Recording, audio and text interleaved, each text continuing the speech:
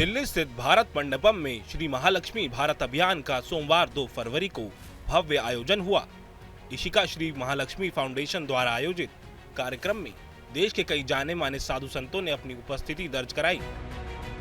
साध्वी इशिका तनेजा द्वारा आयोजित कार्यक्रम में उपस्थित संतों और आचार्यों ने इसे सनातन धर्म में एकता का संदेश देने की पहल बताया। इस कार्यक्रम में अष्टलक्ष्मी की शुरुआत की गई और उपस्थित सभी साधु संतों ने इसे हिंदू धर्म को मजबूती देने वाला करार दिया। दिल्ली के भारत मंडपम में महालक्ष्मी भारत अभियान एक कार्यक्रम चल रहा है। देश भर के साधु संत और बड़े बड़े लोग इसमें मौजूद हैं। इशिका श्री महालक्ष्मी हैं जिन्होंने इस कार्यक्रम का आयोजन किया है। तो इनसे जानेंगे कि आखिर उद्देश्य क्या है। ग्लैमर की दुनिया में थी, अचानक से साधु संतों के बीच में ये कैसे चली आई, उसके बाद पूरे देश भर में इन्होंने एक अभियान शुरू कर दिया। बहुत स्वागत है न्यूज़ नेशन में आपका। ग्लैमर से अचानक गेरुआधारियों के बीच में, साधु संतों के बीच में, ऐसा क्यों? मुझे लगता है जब सुंदरता आपको खुद स्वयं बुलाती है तो आप रुक नहीं सकते हैं, पर आपको आना ही पड़ता है। हमारा ये छोटा सा अभियान है महालक्ष्मी भारत अभियान, और आज हमारी इशिका श्री महालक्ष्मी फाउंडेशन की शुरुआत है। तो मुझे लगा साधु संत जन का नेतृत्व के साथ और उनके आशीर्वाद के साथ हम ये शुरू करें, क्योंकि मेरी दृष्टि में महालक्ष्मी, जितनी भी लक्ष्मियाँ हैं वो सारी की सारी अनेकों रूप में हमारे को पाई जाती हैं। जैसे जितने भी हमारे मंत्री जन हैं वो गज लक्ष्मी के रूप में हैं, जितने भी हमारे मीडिया जन हैं वो ऐश्वर्य लक्ष्मी सही नैरेटिव फॉर्म करते हैं, जितने भी हमारे आर्मी में नेवल ऑफिसर्स जितने भी हैं वो सारी हमारी वीर लक्ष्मियाँ हैं। हमारे जितने भी जजेस हैं, जितने भी हमारे लॉयर्स हैं वो विजय लक्ष्मी के रूप में हैं, और जितने भी साधु संत समाज महामंडलेश्वर सारे के सारे विद्या लक्ष्मी आदि लक्ष्मी के रूप में है।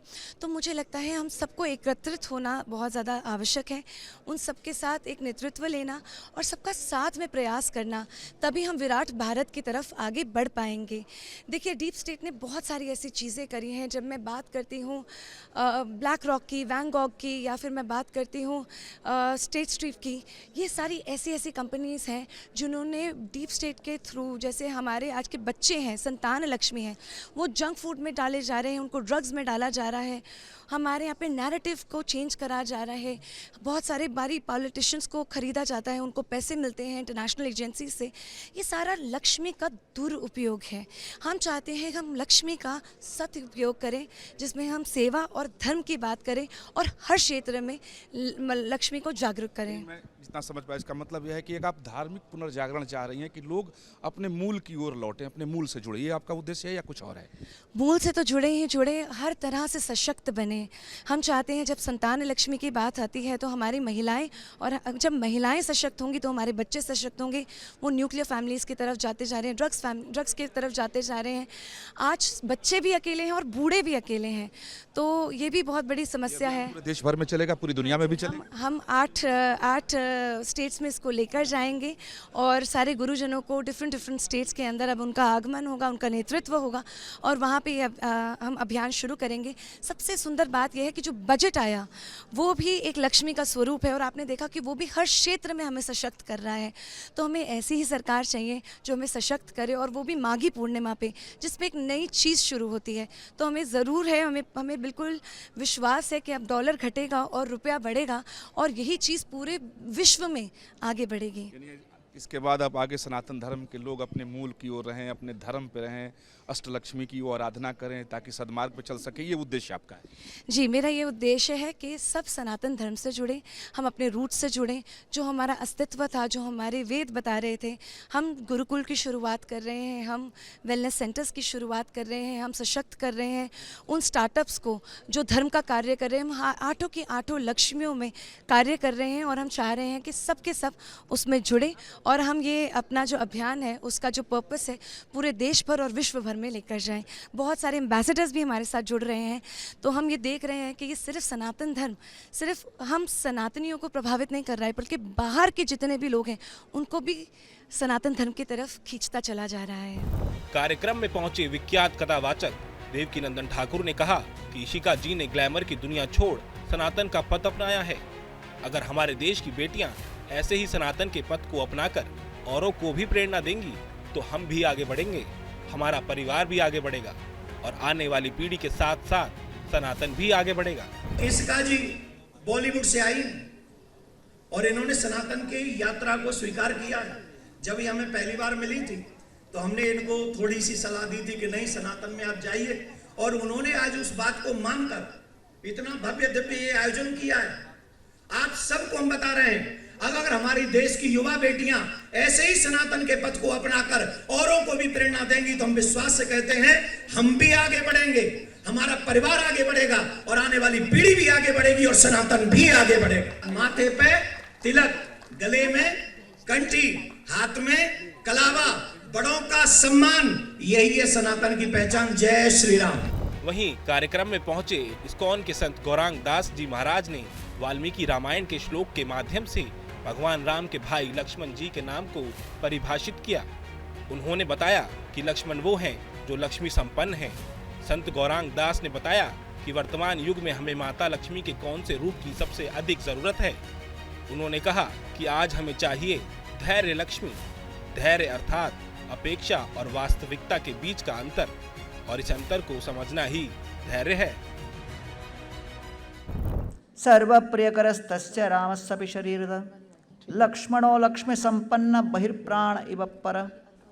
लक्ष्मण अर्थात वो जो कि लक्ष्मी संपन्न हैं।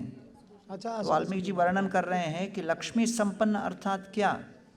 लक्ष्मी संपन्न अर्थात वो जिन्होंने हर क्षण हर श्वास केवल प्रभु रामचंद्र जी की सेवा में समर्पित किया हो, जिन्होंने अपने जीवन में श्री रामचंद्र के चरणों की सेवा को ही सर्वोपरि लक्ष्मी रूपी संपत्ति स्वीकार की, वो है लक्ष्मण।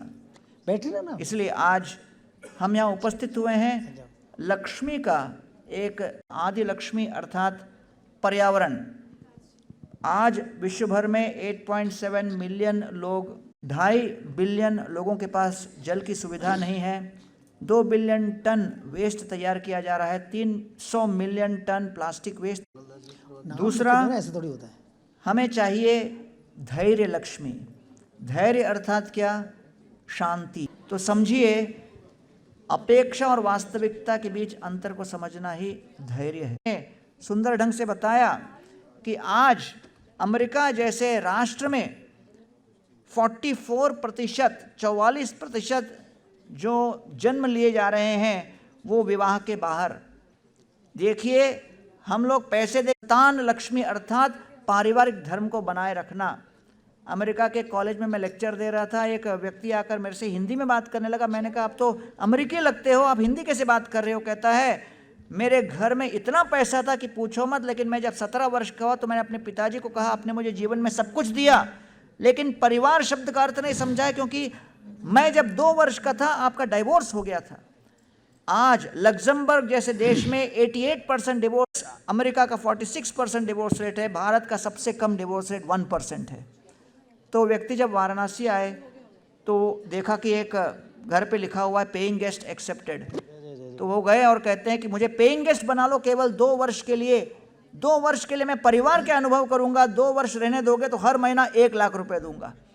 तो फैमिली बोला 2 वर्ष क्यों, पूरा जिंदगी भर रहो। तो वास्तव में परिवार क्या है ये समझना भी बहुत महत्वपूर्ण लक्ष्मी है। बहुत बहुत धन्यवाद। मैं अष्टलक्ष्मी के इस अभियान को बहुत हार्दिक अभिवादन देता हूँ। कार्यक्रम में उपस्थित सभी साधु संतों ने यूजीसी के नए प्रावधान को गैर जरूरी बताया, सुप्रीम कोर्ट के फैसले का स्वागत भी किया। साथ ही कहा कि ये नियम समाज में बिखराव पैदा करने वाला है, सरकार को इसे वापस लेना चाहिए।